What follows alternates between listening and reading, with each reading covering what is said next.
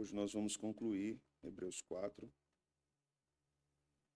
Iremos estudar do versículo 14 ao versículo 16.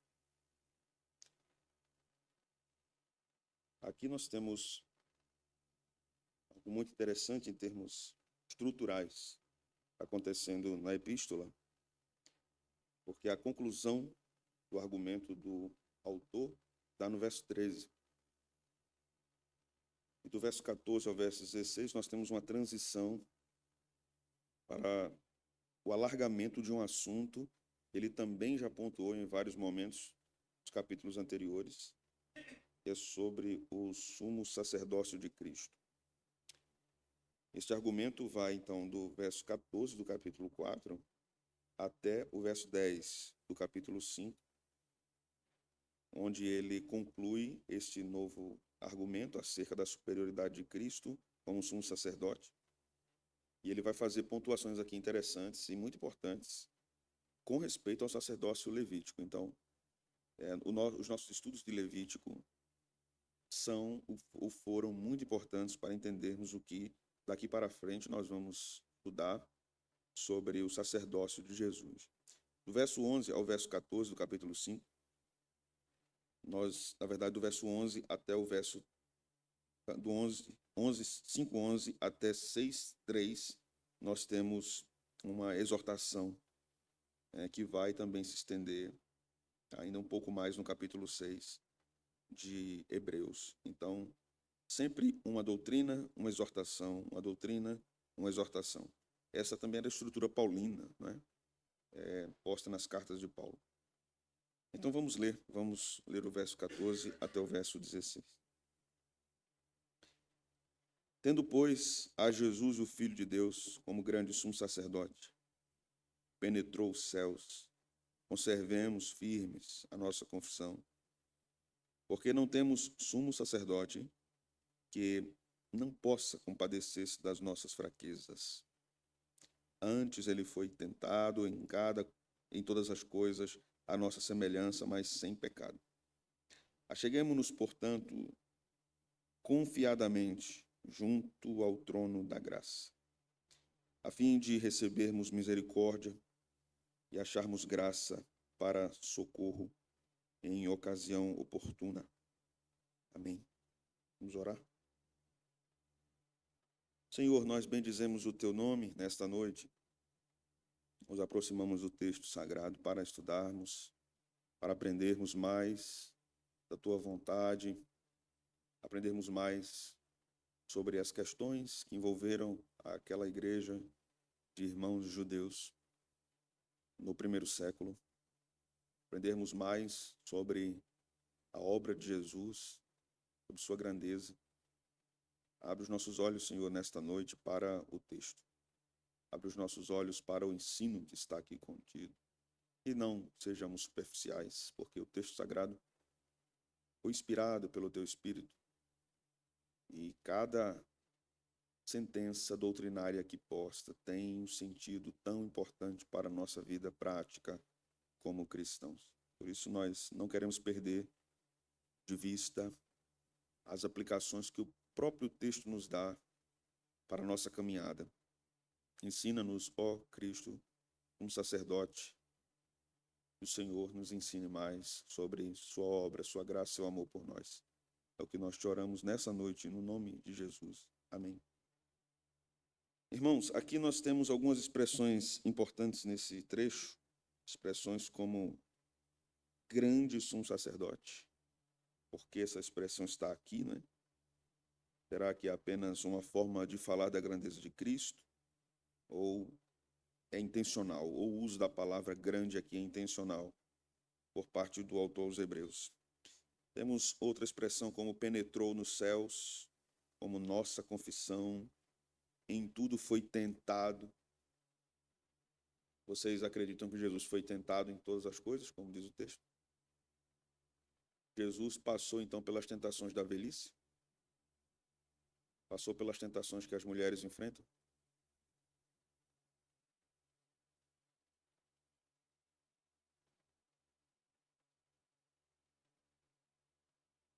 Sim, Jesus não era homem?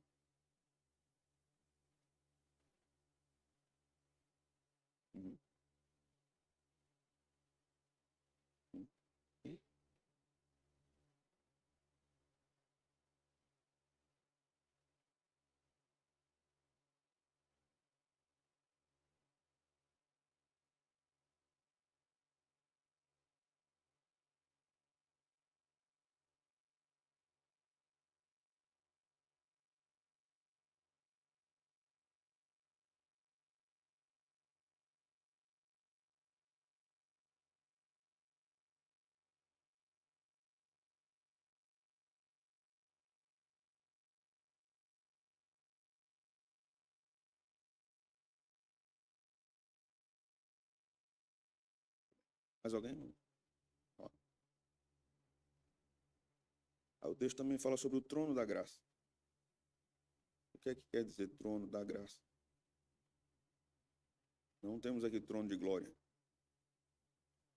Não temos trono assentado no alto sublime trono.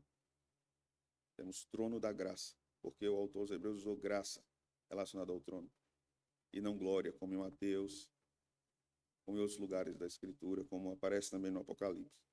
Né? São expressões intrigantes e precisamos investigar e entender o que o autor estava dizendo quando usou estas expressões. O que ele estava querendo alcançar quando usou todas essas expressões? Isso vai nos ensinar muito sobre a obra mediadora de Cristo. E é exatamente isso que o autor aos Hebreus está tratando quando trata do sacerdócio. Não é? Então, quando nós observamos o que está aqui, precisamos reconsiderar que ele está ainda tratando, pensando, respirando mentalmente, podemos dizer assim, o que ele argumentou do versículo 1 do capítulo 3 até o capítulo de número 4, versículo 13, sobre o sacerdócio de Cristo. Então, devemos ter em mente aqui ainda aquela argumentação sobre a provisão para o descanso que temos por meio da obra de Cristo. Em segundo lugar, meus irmãos, a Bíblia diz aqui algo muito interessante, porque ele introduz uma parte relacionada à superioridade da obra de Cristo em relação à obra do sacerdócio levítico. Por que Cristo é superior ao sacerdócio levítico? Porque ainda era importante para aqueles irmãos ouvirem essa verdade, que Cristo era superior ao sacerdócio judaico, inclusive daquele período. Por isso não é à toa que o autor vai dizer aqui que Jesus é um grande sumo sacerdote. Por que ele usa a expressão penetrou nos céus, relacionado ao sacerdócio? Por que ele usa isso? O que é penetrar nos céus?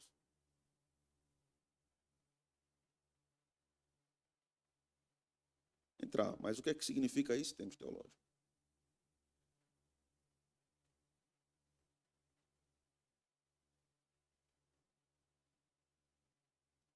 O que é que nós lembramos sobre o sumo sacerdote quando ele entrava no Santo dos Santos? O que é que vocês lembram dos nossos estudos de Levítico?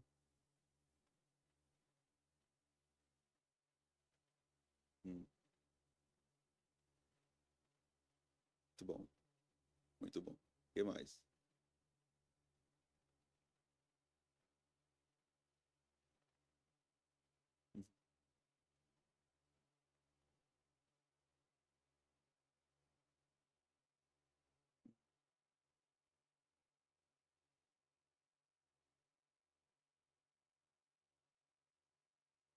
Muito bom.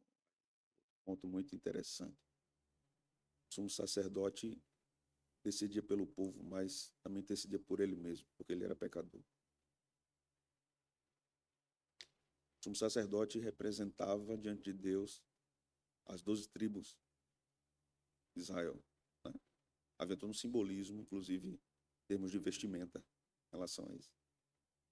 Isso também tem relação com Jesus penetrando nos céus, penetrando nesse santo dos santos. Né?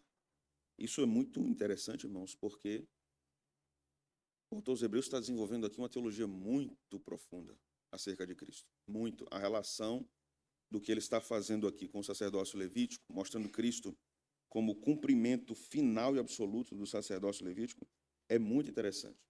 Eu quero citar para vocês aqui uma fala de F.F. Bruce.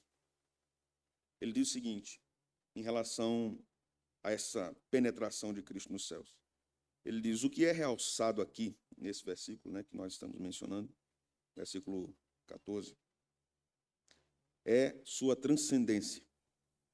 Ele é exaltado muito acima dos céus, como lemos mais tarde na epístola, em 7:26, capítulo 7, verso 26. Ou como está em Efésios 4:10, ele ascendeu muito acima dos céus, para que pudesse preencher todas as coisas. Uma vez que foi exaltado de forma tão sublime, ele é um sumo sacerdote tão grande, por causa da sua exaltação, que é maior, do que a exaltação de um sumo sacerdote pecador. E ele continua: já se vê aqui o contraste implícito, que é realçado com detalhes explícitos mais tarde, entre ele e os sumos sacerdotes terrenos da linhagem de Arão, cujo privilégio mais sublime era atravessar uma vez por ano o véu interior para o lugar santíssimo em um santuário material e temporário, para aparecer ali por alguns momentos diante de Deus em favor do povo deles, do povo dele. Com ele como seu ajudador permanente, o povo de Cristo pode muito bem segurar firme a confissão na qual ele teve o papel central. Veja a figura aqui. E o autor aos Hebreus vai tratar isso mais à frente também, capítulo 7, capítulo 9. Assim como o sacerdote entrava representando as 12 tribos, Cristo é assunto aos céus na sua ascensão, entrando no Santo dos Santos, representando todos os seus eleitos. A diferença é que o sumo sacerdote, como bem pontuou o presbítero Luiz Carlos, precisava oferecer um sacrifício por si mesmo. Cristo não. Isso faz dele grande. Sim. Tendo, pois, Jesus, o Filho de Deus, como grande sumo sacerdote que penetrou nos céus, conservemos firmes a nossa confissão. Vamos chegar nessa questão da confissão, mas temos algumas coisas aqui a investigar ainda. Primeiro, irmãos, eu quero entender com vocês aqui um pouco sobre esta ideia do templo terreno. A Escritura vai desenvolver essa teologia do templo de forma larga, do Gênesis ao Apocalipse. Eu já falei isso várias vezes para vocês. E esta história da redenção que é contada nas Escrituras também demonstra essa ideia de templo, a ideia de casa de Deus, essa ideia de presença de Deus, essa ideia de lugar sagrado. O Templo de Salomão tinha uma decoração que remetia ao Éden, à folhagem, à aparência do jardim. Tudo isso é feito segundo Hebreus 9, de acordo com o que foi mostrado a Moisés. Né? Moisés viu e Deus disse a ele: faça como foi mostrado a você. Então, o templo terreno, os sacrifícios levíticos e o sacerdócio araônico tornaram-se sombras de uma realidade consumada em Cristo.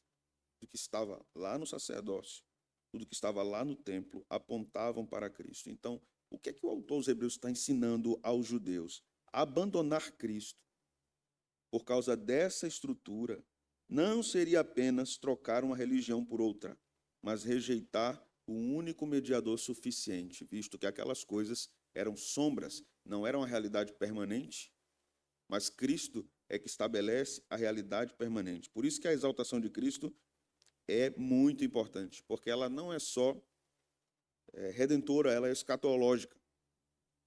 Ela não se refere somente a como Deus salva e como ele exalta seu Filho, mas como isso tem relação com a nossa salvação.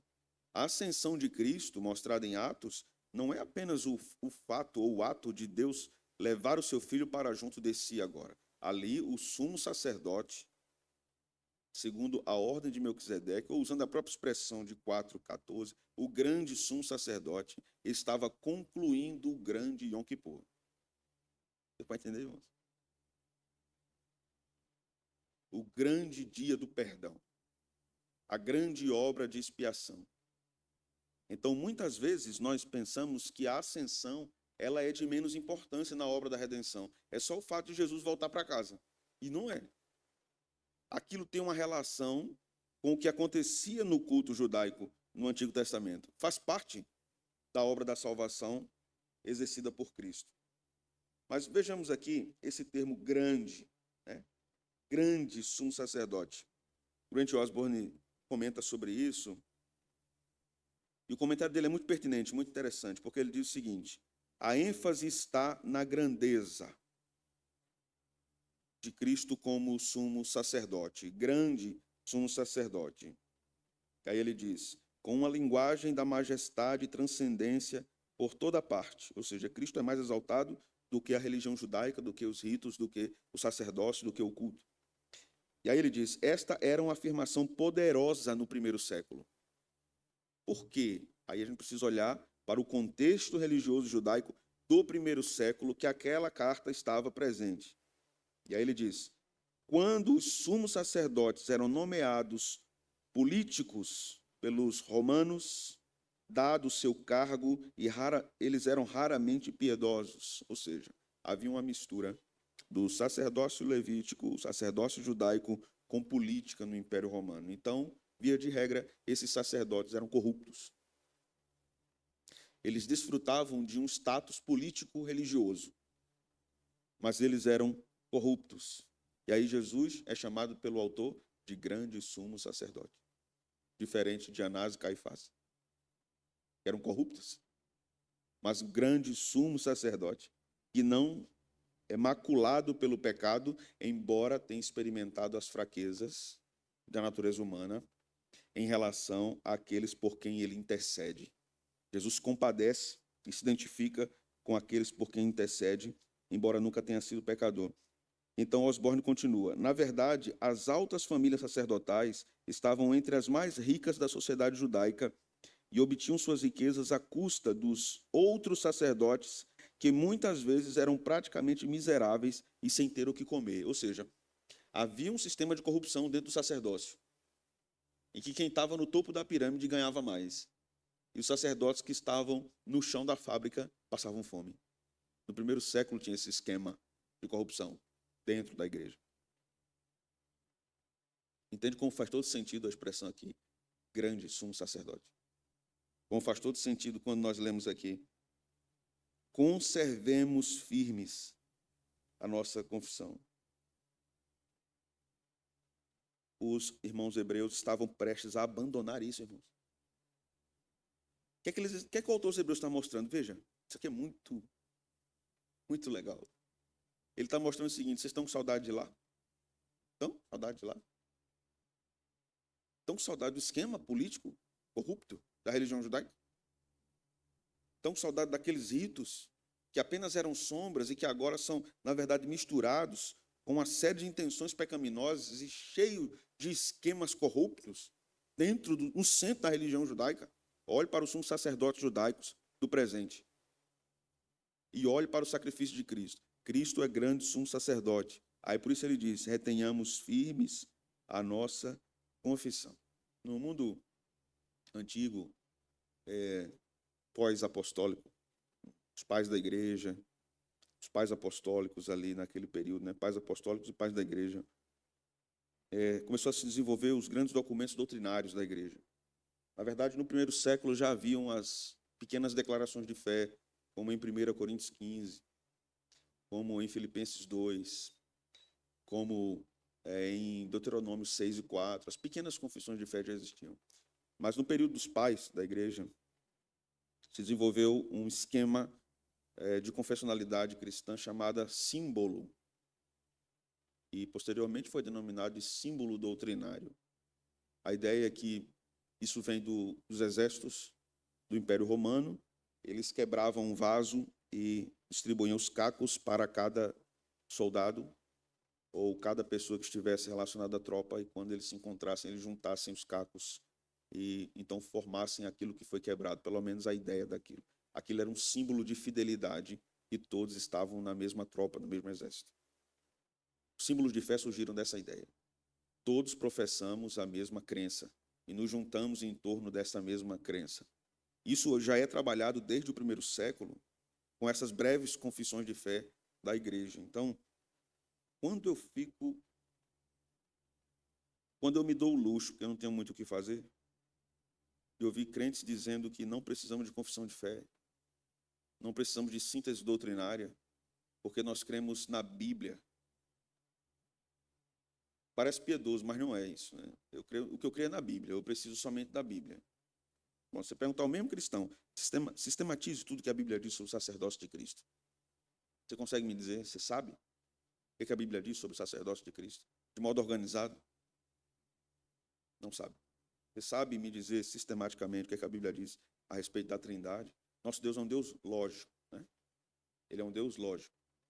Quando João usa a palavra logos no seu evangelho, ele está também lidando com a filosofia grega que usava essa palavra para uma ordem de pensamento que expressava-se acerca da realidade. Então, ele está dizendo que Jesus é muito superior ao discurso dos filósofos gregos sobre a realidade e está dizendo que Jesus é a verdadeira explicação para a realidade. Então, há ordem naquilo tudo. A Bíblia inteira vai mostrar isso, que o pensamento a respeito de Deus deve ser um pensamento ordenado. É claro que quando nós lemos as Escrituras, devemos entender nelas a progressão da revelação divina que está contida de Gênesis a Apocalipse. Mas nesta progressão, nessas narrativas, há ensinos que chamamos de proposicionais, há proposições doutrinárias que precisam ser lidas, vistas e cridas pelo povo de Deus. E precisam de organização. Então, esse ensino organizado aconteceu no mundo rabínico, aconteceu no período dos profetas, aconteceu no mundo apostólico, aconteceu entre os pais da igreja com as catequeses, entre os reformadores, entre os puritanos e etc., até os nossos dias. Por isso, o autor vai dizer, retenhamos firmes a nossa confissão. O que é que cremos sobre Cristo? Precisamos conservar isso. A ideia de retenção aqui é essa ideia de conservação.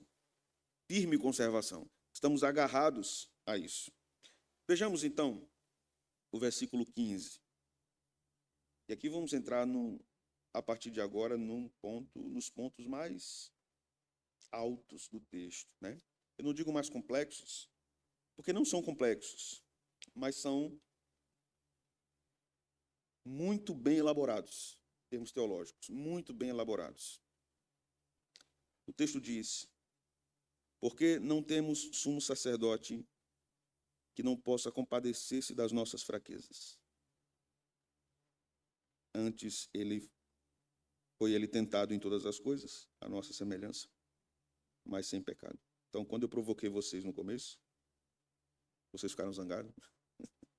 Quando eu disse, ele foi tentado com as tentações que uma mulher pode ser tentado, ou com um idoso, como ele pode ser tentado, porque nem ele viveu até a idade madura, né? Na idade avançada, nem foi mulher.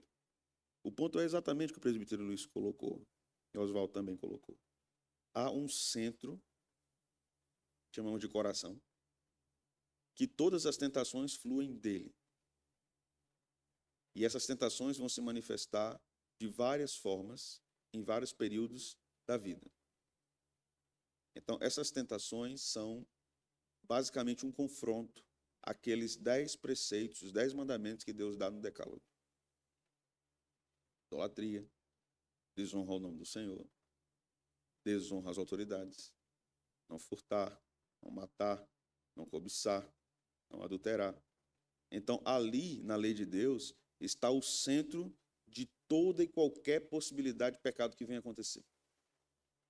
Aí é o fato de o autor dos Hebreus dizer, ele foi tentado em todas as coisas, sabe socorrer os que são tentados. Porque o que move o coração para qualquer tipo de pecado, move em qualquer coração, seja homem, mulher, jovem, criança ou idoso. O que é que move o coração para desagradar a Deus? E aí o ponto, Jesus foi tentado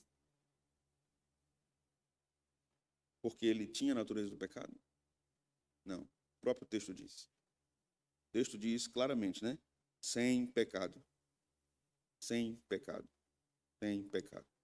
Lembrando, o autor dos Hebreus está trabalhando com base em quê? Sobre o sacerdote de Cristo, sacerdócio de Cristo. Sacerdócio Arão. O coração do sumo sacerdote era tentado. Por isso que ele precisava oferecer sacrifícios por si e pelo povo. Ele era tentado e ele pecava. Não era só tentado, ele pecava. Por isso precisava oferecer os sacrifícios. Jesus foi tentado, cumprindo o papel do sacerdote, do sumo sacerdote. Mas uma diferença estrutural importante em termos de natureza. Jesus não tinha a natureza do pecado que os sacerdotes araônicos tinham. Jesus era impecável, a impecabilidade de Cristo. É uma doutrina cristológica, né? Então, dadas essas informações aqui no verso 15, nós precisamos observar algumas coisas lá em Levítico. Eu quero convidar vocês a abrirem comigo, por favor, irmãos. Levítico 9, versículo 7.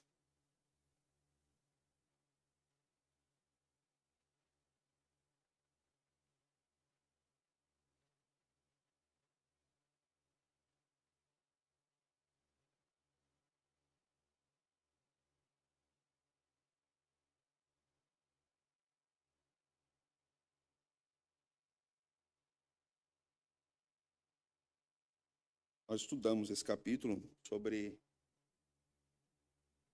os sacrifícios que Arão deveria oferecer por si, pelo povo, né? O verso 7 diz assim: Depois disse Moisés a Arão: Chega-te ao altar, faze a tua oferta pelo pecado e o teu holocausto, e faz expiação por ti e pelo povo. Depois faze a oferta do povo e a expiação por ele, como ordenou o Senhor. Capítulo 16, Levítico, verso 6.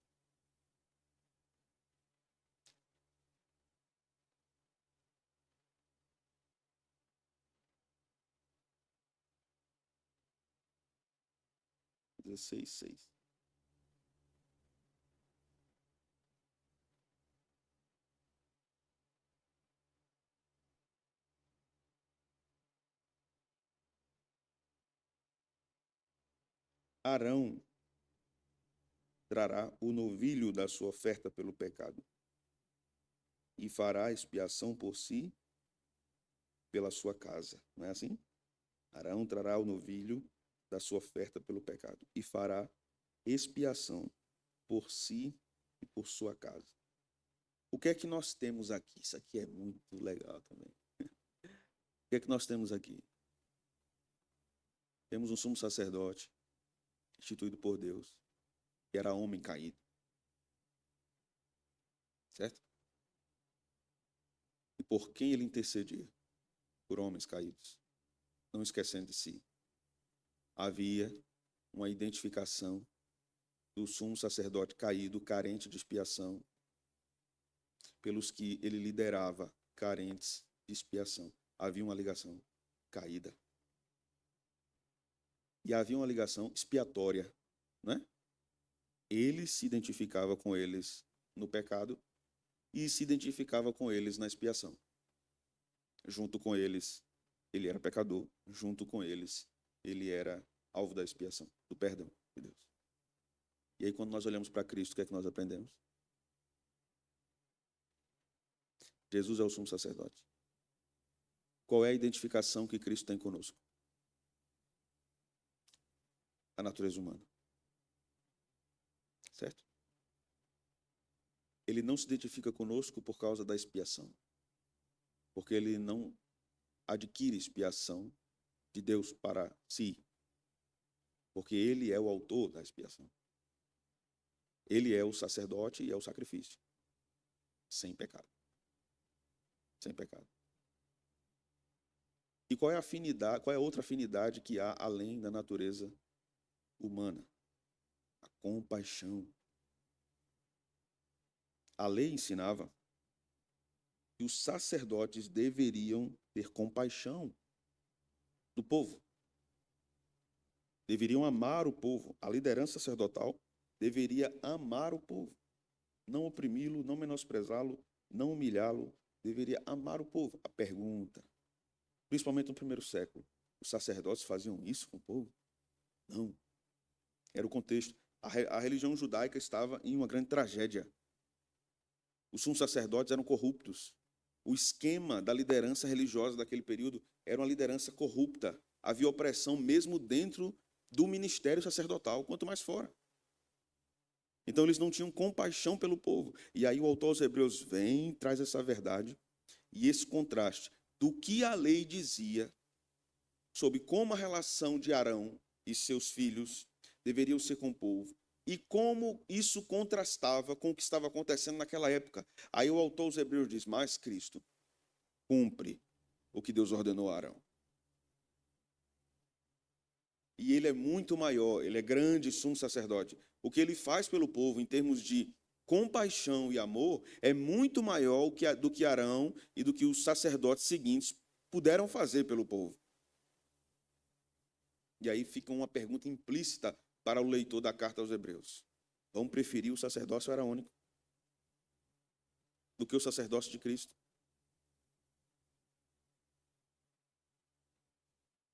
Em Cristo, eu anotei aqui assim, em Cristo, porém, encontramos a união perfeita entre identificação verdadeira com a humanidade e absoluta santidade diante de Deus.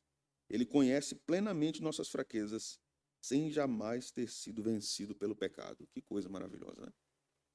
Sem jamais ter sido vencido pelo pecado. Veja o que diz Hebreus 5, verso 2. É o texto que nós vamos estudar semana que vem. O texto diz assim, e eu gosto dessa tradução da atualizada, porque ela diz, e é capaz de condoer-se dos ignorantes e dos que erram, pois também ele mesmo está rodeado de fraquezas. Vocês se lembram da parábola do bom samaritano? Vocês podem me falar dessa parábola? Lembram? O que é que lembram dela? Como é que ela é?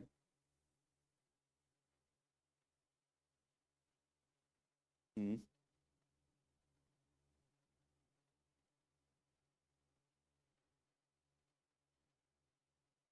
Ó, ó, ó. Legal, né? Quem foi que ajudou o samaritano? Jesus estava fazendo uma crítica severa ao sacerdócio e aos levitas. Jesus estava dizendo assim, vocês que ficam dizendo que os samaritanos são idólatras, vocês são piores, vocês conhecem a lei, vocês trabalham com o sagrado. A matéria-prima do trabalho de vocês é a lei, é o culto, é a liturgia, é o canto. Vocês são piores do que os samaritanos. Jesus, nessa parábola, nos dá o contexto do que era o sacerdócio naquele período do primeiro século. Veja o tamanho engano que a igreja dos judeus estava sofrendo, cogitando a possibilidade de somar Cristo ao judaísmo ou de abandonar Cristo e voltar para o judaísmo.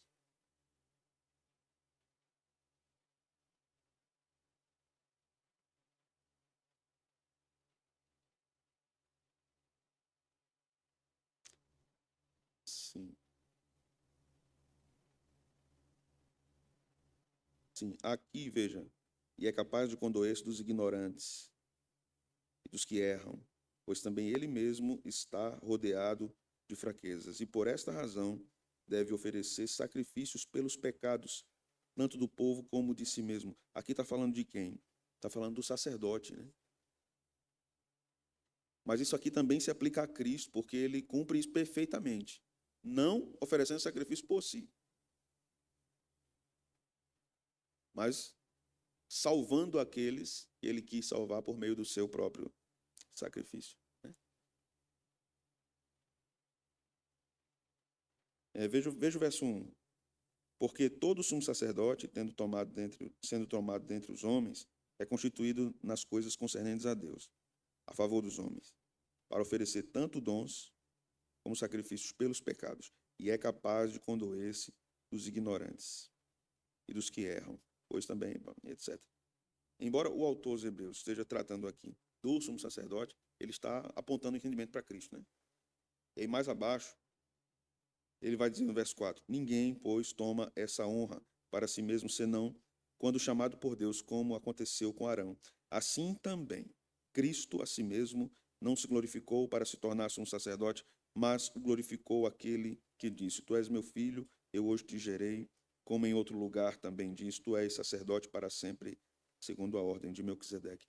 Ele está trabalhando com essas duas imagens, sacerdócio araônico, sacerdócio de Cristo, segundo a ordem de Melquisedeque. Então, o ponto era esse aqui que eu queria frisar para vocês. O que é que Deus exigia dos sacerdotes? Eles não faziam compaixão, fidelidade à lei e amor ao povo. O que é que Jesus faz? Compaixão, fidelidade à lei e amor pelo povo. Jesus faz isso de forma perfeita. Os sacerdotes corromperam isso durante toda a história. Toda a história. Veja o livro de Malaquias. Lembram de Malaquias? Deus estava zangado com o povo. Pode fechar as portas, pode acabar com... Eu estou enfadado, eu não aguento mais vocês oferecendo sacrifício e vocês vivendo desse jeito. Parem. Era uma crítica severa aos sacerdotes também. E o povo de Deus, o povo evangélico, estava cogitando a possibilidade, na sua fraqueza, de abraçar o judaísmo novamente. Essa advertência do autor aos Hebreus aqui é maravilhosa, o argumento é sensacional. Ele fecha qualquer brecha para qualquer contra-argumentação em relação à grandeza de Jesus, né? Então eu quero entrar com vocês aqui num ponto ainda mais interessante, porque o texto vai nos levando para o cume do monte, né? Vai nos levando a um Everest teológico. O verso 16 diz assim: acheguemo-nos, portanto, confiadamente, junto ao trono da graça, a fim de recebermos misericórdia e acharmos graça em socorro, para socorro em ocasião oportuna, ou, como dizia uma tradução mais antiga, tempo oportuno, né? Eu vou tratar aqui da questão do ocasião oportuna, mas eu quero frisar agora sobre essa nossa aproximação ao trono da graça. A presença da arca simbolizava a presença de Deus entre o povo. Simbolizava o trono de Deus entre o povo. Figurava isso, né? E os reinados, a monarquia de Israel, era também uma lembrança ao povo que Deus estava governando o seu povo por meio de instrumentos humanos. Mas a Escritura tem toda uma teologia sobre trono. Não vamos ter tempo de olhar para o Antigo Testamento, mas eu quero olhar com vocês apenas para alguns textos do Novo Testamento, para entendermos a palavra que aparece aqui, tronos, em grego. Por que ele usa essa palavra e por que ele soma isso à graça? Diferente de outros lugares. O que é que quer dizer trono da graça? Lembremos, para quem o autor aos Hebreus está escrevendo? Para hebreus. Hebreus cristãos, né? Judeus cristãos. Isso faz muito sentido. Vamos ler alguns textos. Mateus 19, 28. Vamos ver alguns textos que essa palavra aparece no Novo Testamento.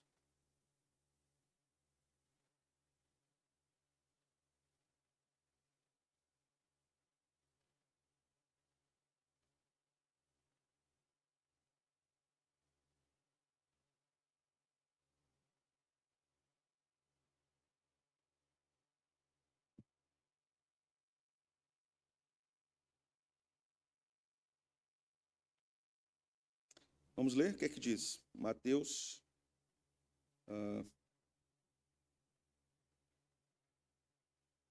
19, 28. Vamos lá? Jesus lhes respondeu: em verdade vos digo que vós, os que me seguistes, quando na regeneração, o Filho do Homem se assentar no trono da sua glória, também vos assentareis em 12 tronos para julgar. Ok. Primeiro, o que é que significa a palavra regeneração aqui?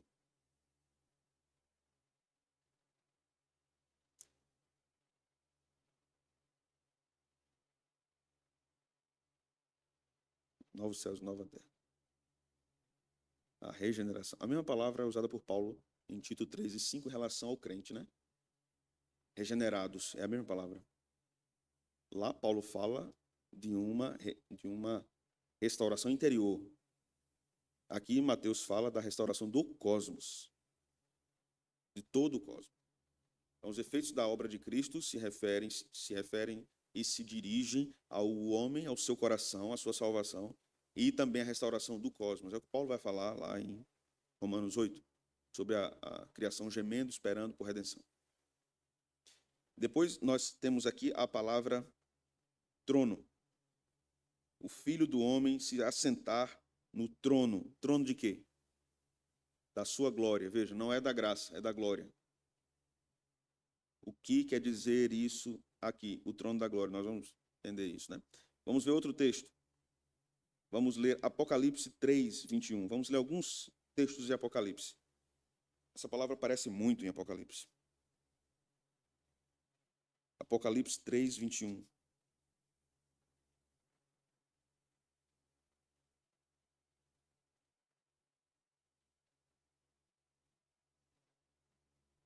Lá o texto diz que Jesus se sentará no trono e que haverão 12 tronos, não é? Aqui nós lemos o seguinte: ao vencedor dar-lhe-ei sentar-se comigo no meu trono, assim como também eu venci e me sentei com meu Pai no seu trono. Então fica muito evidente que na linguagem do texto nós temos aqui algo figurado, né?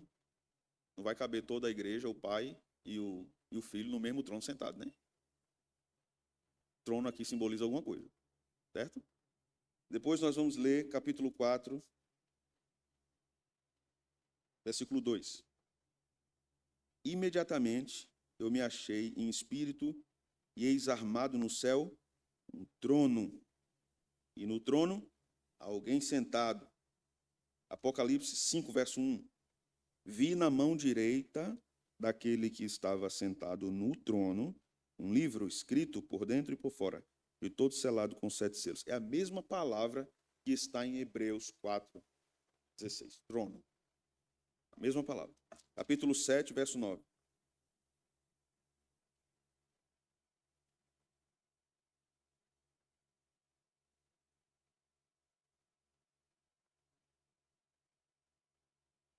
Sete, 9. Vamos ler juntos? Depois dessas coisas, vi, e eis grande multidão, que ninguém podia enumerar, de todas as nações, tribos, povos e línguas, em pé diante do trono e diante do Cordeiro, vestidos de vestiduras brancas, com palmas nas mãos. Veja que coisa bonita, né? Que cena bonita. O que é trono?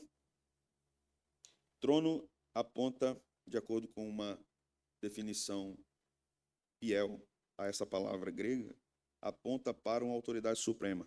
Essa palavra aponta para isso. A um domínio universal, a um governo incontestável. Tem relação com soberania. Trono tem relação com soberania. Vi o Senhor assentado num alto e sublime trono. A ideia de alto e sublime era um contraste com a morte do rei Uzias, que era um rei terreno que havia morrido, e isso angustiava o coração do profeta Isaías. Então Deus estava dizendo, através desta visão alto, sublime trono, que ele era um rei maior, incontestável, soberano. Então essa é a definição primária da ideia de trono. Aponta para a autoridade suprema, domínio universal. E aqui tem uma questão interessante, porque quando lemos em Apocalipse 4:2, por exemplo, um trono posto no céu, isso indica, no contexto de Apocalipse, que apesar do caos da história humana, existe um centro absoluto de controle do universo. Apocalipse vai mostrar o caos do juízo, da confusão, do pecado dos homens. Apesar disso, foi posto um trono. Ou seja, Deus governa sobre todo este caos. Existe um exercício soberano no governo de Deus. Em Apocalipse 19:28, foi o primeiro texto que nós lemos, no trono de sua glória, que demonstra a participação de Cristo na autoridade universal sobre toda a criação, na regeneração. Cristo tem poder absoluto sobre toda a criação. Irmãos, isso vai nos mostrando que sempre está conectado ao decreto soberano de Deus de governar todas as coisas, justos e injustos, crentes e ímpios, caos e ordem, igreja e mundo, Babel e Nova Jerusalém. O trono está posto. Deus governa sobre tudo. Quando lemos Apocalipse 7:9, nós temos aqui também uma questão muito importante apontando para isso, para essa redenção, trono relacionado com adoração. Veja, Apocalipse 7:9 de novo. Depois dessas coisas vi, e eis grande multidão que ninguém podia enumerar, de todas as nações. Veja que esse texto é muito bonito. Tribos, povos, línguas, ele é missiológico, né? Em pé, diante do trono e do Cordeiro. Ou seja, os povos que são o povo estão diante da grande autoridade, do grande rei, o adorando. Então a palavra trono aqui aparece num contexto de adoração. Não só de governo do mundo caído, não só de governo no mundo restaurado, mas de governo na adoração. O Senhor, ser supremo, governa a adoração e o seu povo está diante dele, o adorando, como aquele que está no trono, certo? E aí nós chegamos até Hebreus. Volte comigo para lá.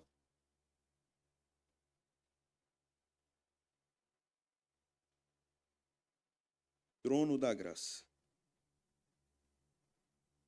Você se lembra daquela música que a gente cantava antigamente, os mais antigos? Ó, leva-me à sala do trono. É bonita aquela música.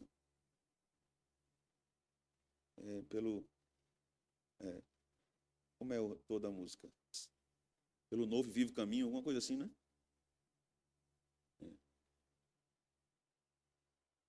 É baseado nessa passagem. Eterno sumo sacerdote. É baseado nessa passagem. Sala do trono, ó, leva-me à sala do trono, para te adorar, Senhor, né? Há um diálogo aqui com Apocalipse 7 e 9, de trono, com adoração, mas novo e vivo caminho tem a ver com a graça. E aí o trono que aparece em Hebreus 4,16 é o trono da graça. Vimos que a palavra que está aqui, trono, é a mesma palavra que está em Apocalipse, está em Mateus 19. Mas este trono que se manifesta soberano para o mundo ímpio também, irmãos, é um trono soberano que se manifesta graciosamente aos eleitos. Deus demonstra graça aos eleitos por meio deste trono, dessa ação régia. Ele nos governa graciosamente. Aí veja as expressões que o autor aos Hebreus usa. Aqui isso está no grego. O verso 16, a tradução dele é perfeita. No versículo 16, na atualizada. Acheguemo-nos, portanto, confiadamente junto ao trono da graça, a fim de recebermos misericórdia e acharmos graça para socorro em ocasião oportuna. O trono da graça está relacionado às nossas fraquezas, que o nosso sumo sacerdote se compadece delas. Nós somos cheios de fraquezas. Veja que ele está falando para um povo que estava estremecido, né? Veja que em várias outras exortações que nós lemos, como ele foi duro. Vocês se lembram quando ele falou sobre o dia do descanso? Se não tiverem cuidado, não vão entrar no descanso. Lembra disso? Aquilo é duro. Porque ele estava dizendo assim, se vocês não se orientarem, vocês não têm a vida eterna, não. Vocês são crentes mesmo. Mas aqui, o pastor que escreve a Epístola aos Hebreus demonstrou também, não apenas apontando para Cristo como um sumo sacerdote que deveria se compadecer e amar o povo que ele liderava, o próprio autor aos Hebreus como um pastor cheio de compaixão, e aqui é um exemplo de alguém que aprendeu o que estava ensinando. Cheio de compaixão, disse, o trono da graça está lá para nós. Acheguemo-nos ao trono da graça, a fim de que a misericórdia e a graça nos alcancem.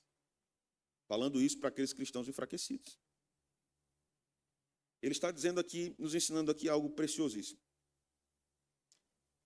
Sim, os fracos precisam ser exortados em alguns momentos com mais dureza, mas não sempre com dureza. Certo? Porque ninguém aguenta ficar apanhando o tempo todo, né? Levando pancada o tempo todo.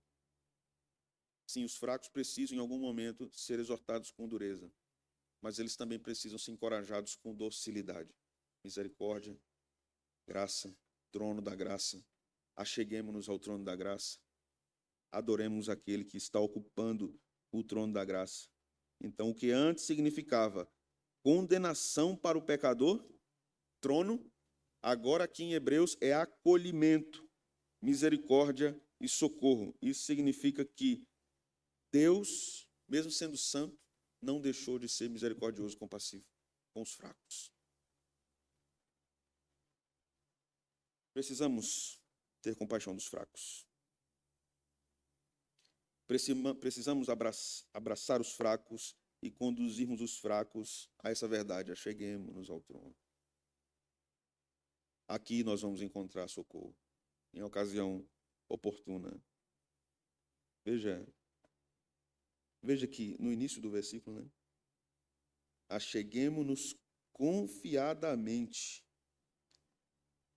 O acesso que era antes restrito ao sumo sacerdote o véu e impedia o acesso de outros ao Santo dos Santos, agora não existe mais. Acheguemo-nos a esta presença. Veja que a ideia para ele aqui de trono da graça é também, veja, Jesus é contrastado com o sacerdócio levítico, a gente viu. E agora ele está contrastando o trono da graça com a arca da aliança. Então, o que impedia os sacerdotes de passarem o véu foi removido. Jesus removeu. Quando Jesus morreu, o véu do templo se rasgou de alto a baixo.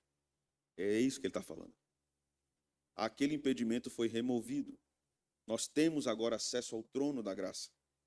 Então ele diz, acheguemo-nos então ali com confiança.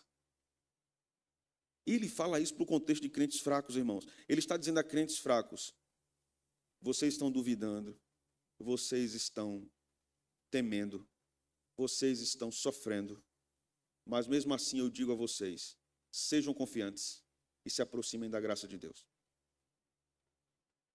Mesmo não se achando merecedores, se aproximem do trono da graça de Deus. Porque há misericórdia e a graça ali para o povo de Deus.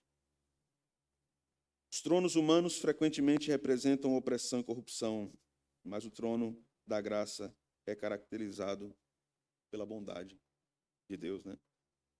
E aí eu quero chegar ao ponto final, antes das aplicações, quando ele usa a expressão ocasião oportuna, ou tempo oportuno. O que é isso aqui? O que aparece aqui para nós, nessa frase, né? Ocasião oportuna. Nós conseguimos entender isso quando lemos o texto, mas não é uma questão genérica aqui, irmãos. Não é qualquer coisa. Ocasião oportuna. O autor está ensinando que a graça de Deus não chega atrasada, nem é insuficiente. Ela sempre está presente, ela vem no exato momento em que o povo de Deus mais precisa. E aqueles irmãos estavam muito precisando da graça de Deus. Você está precisando muito da graça de Deus hoje? Achegue-se ao trono da graça. Esta é a ocasião oportuna. Esta ocasião oportuna tem a ver com aquela ideia teológica que ele vem desenvolvendo desde o começo. Hoje, ao ouvirdes a sua voz, não endureça o coração. Esta é a ocasião oportuna. Quando o Senhor falar, quando Ele se manifestar, quando Ele ensinar a sua palavra. O trono da graça é quando esta ocasião oportuna se manifesta e nós estamos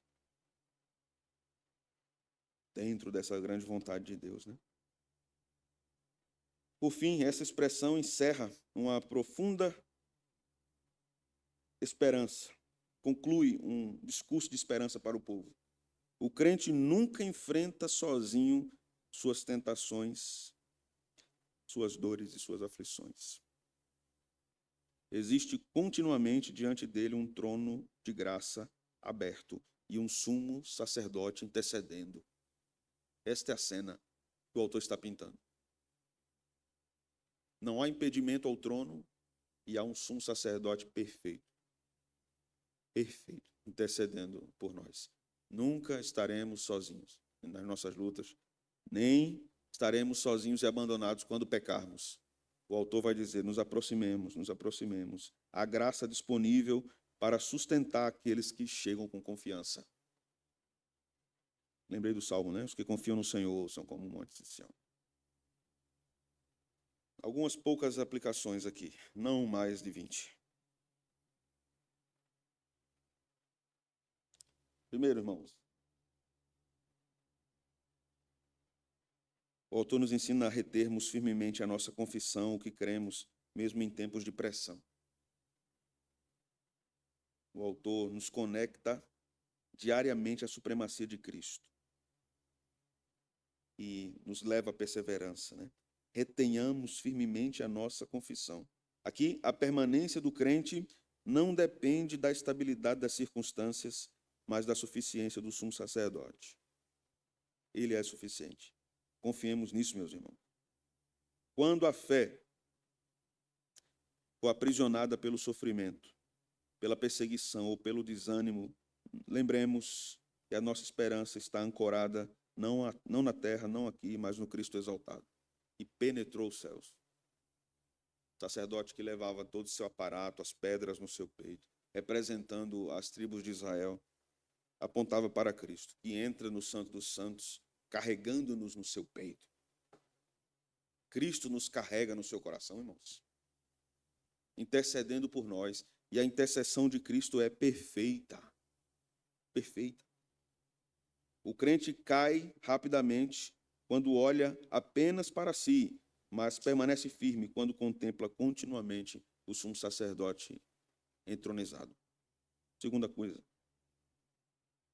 não podemos, eu já falei isso em outras ocasiões, mas é necessário aqui, não podemos transformar a doutrina em mero exercício intelectual. Doutrina não é mero exercício intelectual. Doutrina é vida para a igreja.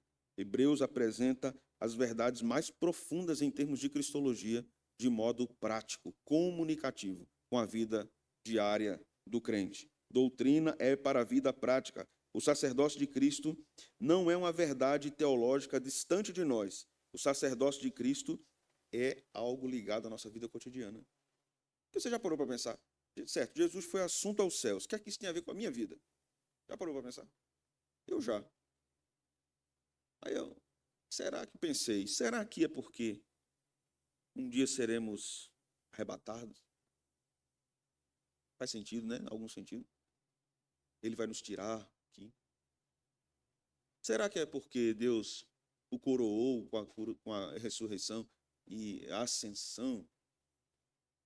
Várias suposições. Mas a doutrina da ascensão de Cristo tem exatamente a ver com o seu sumo sacerdócio. Assim como eu disse, o sumo sacerdote deveria levar representado sobre seu peito as tribos de Israel, e Cristo leva no seu coração a sua igreja, a sua noiva. Jesus entrando nos céus, irmãos, na ascensão, é Jesus levando diante de Deus, no seu coração, todos os seus eleitos, aqueles que já viveram, aqueles que estavam vivendo e aqueles que ainda iriam nascer, como é o nosso caso. Exatamente. Sensacional. Sensacional. Estou gostando dessa palavra, sensacional. Terceiro, consolemos o nosso coração com a compaixão de Cristo.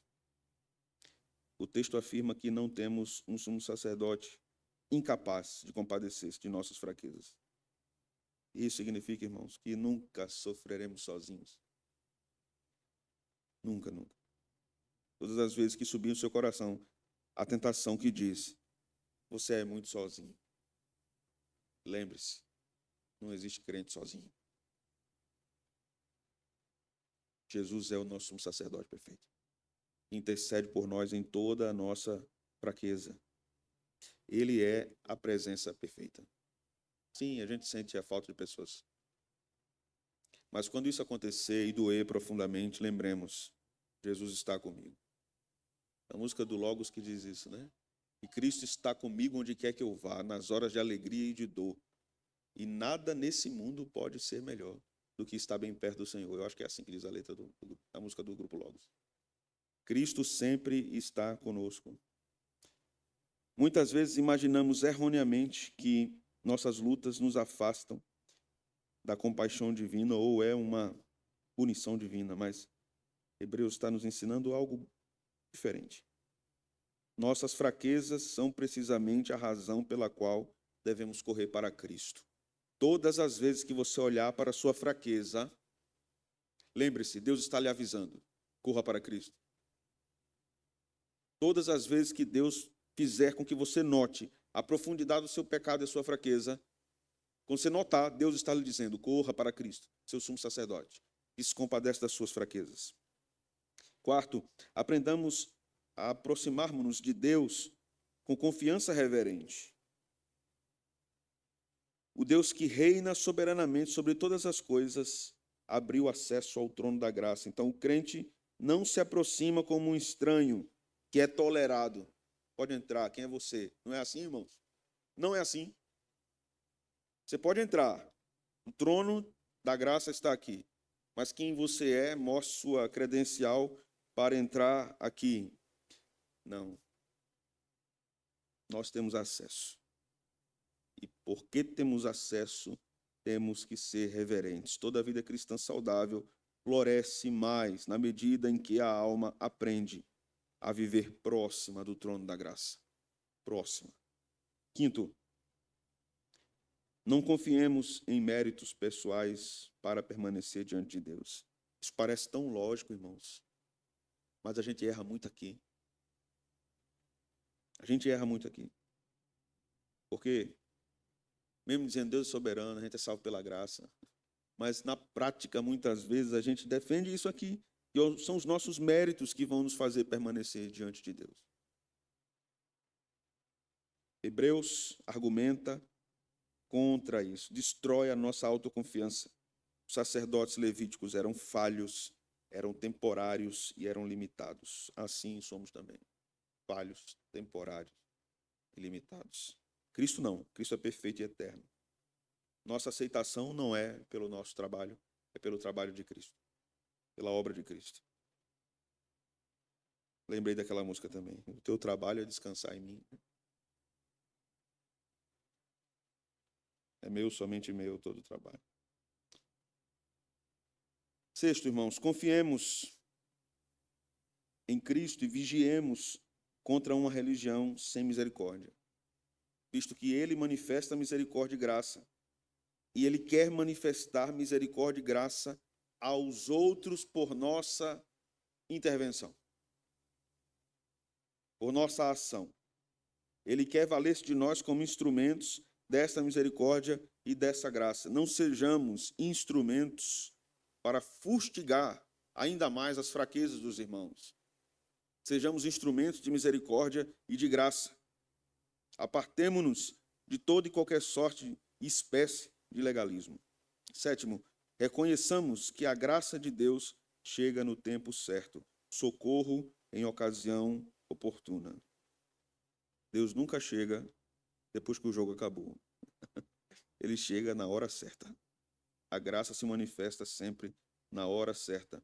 Deus jamais abandona seu povo no meio das lutas, irmãos. Jamais. A graça divina não chega atrasada. Nunca.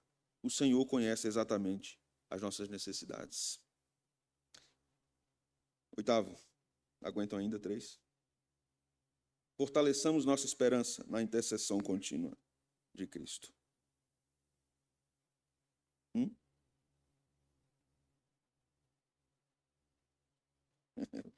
Não, foi uma hipérbole. O crente persevera não porque ele tem força, não porque ele será salvo se perseverar. O crente persevera porque o sacerdote é permanente. Por isso que o crente persevera. Nós não estamos buscando a nossa salvação. Estou lutando para no final ser salvo, não. Nós perseveramos porque o sacerdote é permanente, ele não é temporário. Ele não deixa de interceder por nós. É uma ação dele em nós também. Mesmo quando a fé enfraquece, Cristo sempre intercederá por nós. E as suas orações sempre são ouvidas. Ele disse: graças te dou, ó Pai, porque tu sempre me ouves. Nem todas as suas orações serão respondidas positivamente por Deus. Mas todas as orações de Jesus por você serão respondidas positivamente. Todas. A intercessão dele é perfeita. Nono, o mesmo trono que simboliza absoluta soberania torna-se em Cristo absoluta manifestação de misericórdia aos seus santos. Absoluta manifestação. Lembram-se daqueles textos dos evangelhos e o seu coração se encheu de compaixão. Compadeço-me do povo. Essas expressões que os evangelistas demonstram, ilustram o que é o trono da graça. É o coração de Cristo cheio de misericórdia e de amor por nós. Meus irmãos, passe a noite meditando nisso, antes de você dormir.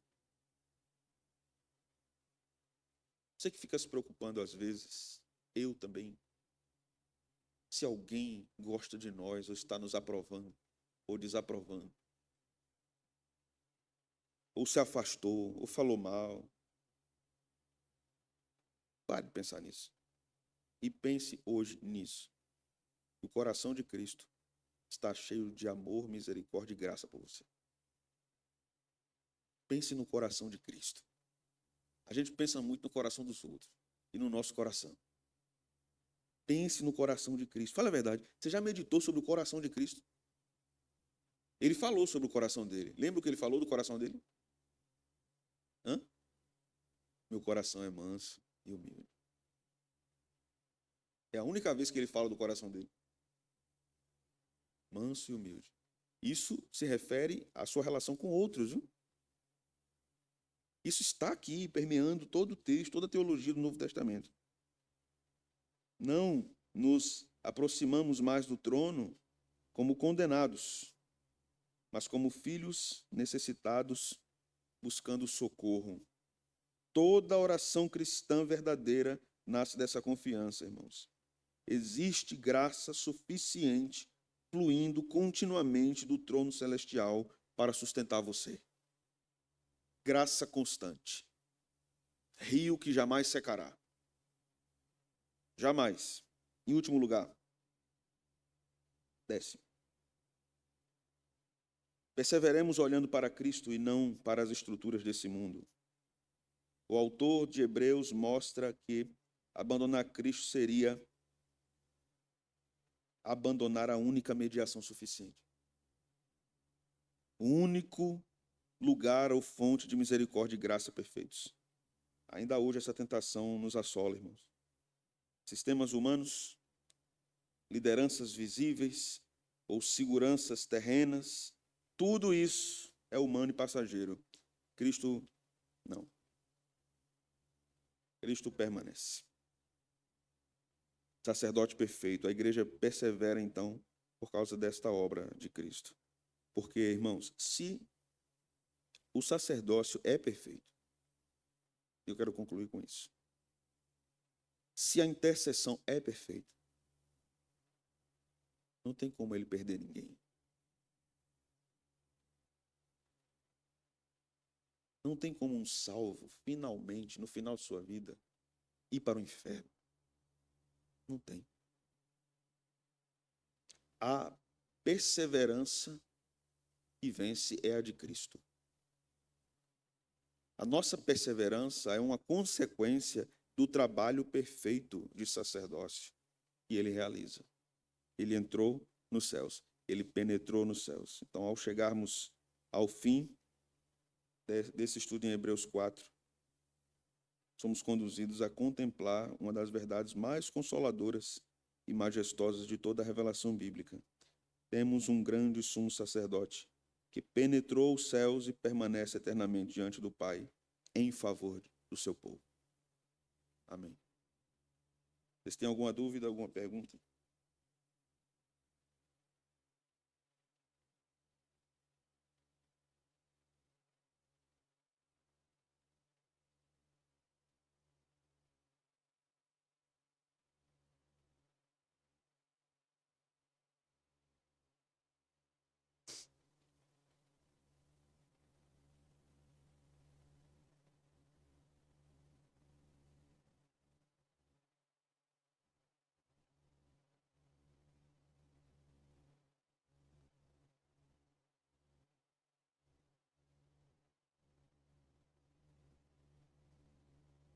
Sim, sim,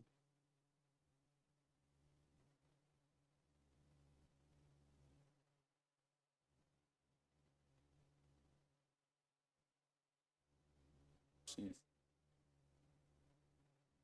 sim. O que ocorre, André? A regeneração é um ato de Deus. Deus regenera, ponto. A regeneração não é um processo, ela é um ato. Deus salva o pecador e Deus o regenera, né? E aí temos um novo nascimento, é um ato. Esse ato de regeneração, ele está dentro de um processo que chamamos de santificação. Deus salva o homem para santificá-lo. E o ato primário é a regeneração. nesse processo de santificação, que chamamos de santificação progressiva. Haverão altos e baixos, fraquezas, pontos de bênçãos, maturidade espiritual e quedas. Essas quedas são essas fraquezas. Esses irmãos estavam vivendo nesse momento de fraqueza, de dúvida, porque eles estavam debaixo de sofrimento, debaixo de perseguição, e estavam cogitando solucionar isso. Como é que a gente soluciona isso? Bom, vamos acabar com a perseguição dos judeus voltando para o judaísmo. Resolve. E aí esse pastor, o autor aos Hebreus, está dizendo que o caminho não é esse. A consolação para o sofrimento e para as fraquezas é Cristo. Não é voltar ao judaísmo. Ele está dizendo, vocês, ele vai dizer isso mais tarde, né? Vocês não estão avançando, estão retrocedendo. Os fundamentos de vocês estão abalados, doutrinariamente falando. Mas ele ainda está considerando eles como crentes regenerados, mas enfraquecidos, né? E fazendo essa série de advertências àqueles irmãos. Então, essas fraquezas aqui se relacionam a esse peso do pecado que estava tentando arrastá-los para longe de Cristo, longe do Evangelho. A apostasia das verdadeiras doutrinas a respeito da salvação. Mais alguém? Amém? Vamos orar? Obrigado, Senhor, pela tua palavra. Enche nosso coração dessas verdades. Que elas queimem, ardam em nós. Nosso coração te ame mais profundamente. Ó sumo sacerdote, bispo das nossas almas, supremo pastor, nós te adoramos, dignificamos o teu nome, confiamos no Senhor. Perdoa, Senhor, a nossa falta de fé. Dizemos como aquele homem, eu creio, mas ajuda-me na minha falta de fé. Ajuda-nos nas nossas fraquezas, para que retenhamos firmemente a nossa confissão, aquilo que recebemos, fundamento da nossa fé, a doutrina dos apóstolos e dos profetas. É o que nós te oramos. Leva-nos em paz, Senhor, em segurança para os nossos lares, no nome de Jesus. Amém. Deus abençoe, irmãos.